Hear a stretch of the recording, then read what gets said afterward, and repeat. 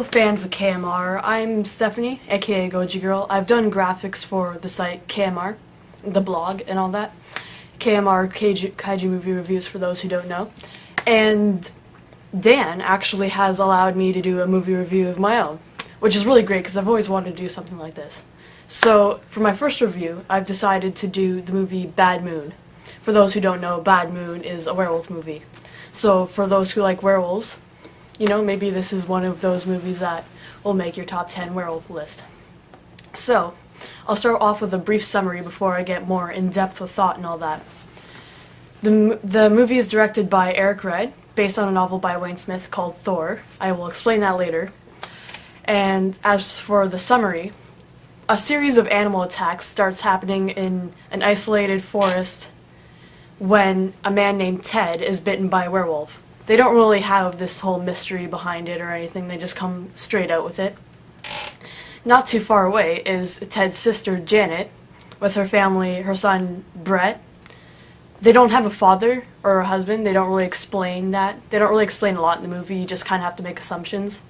But what they do have is a loyal German Shepherd that acts like a father towards the son, and he's a really great dog. And by the way, the son looks an awful lot like Dennis the Menace, which made me laugh. It was actually pretty funny.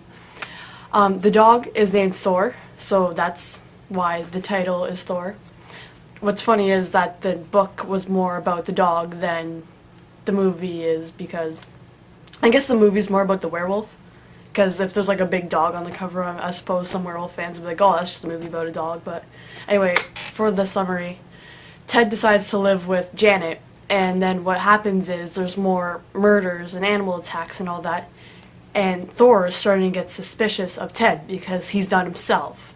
And Ted's not really doing a great job of hiding what he really is.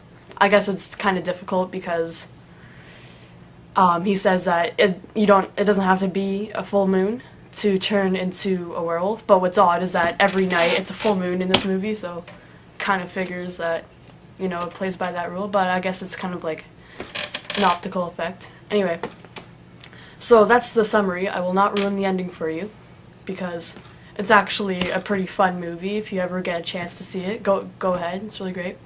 Thoughts.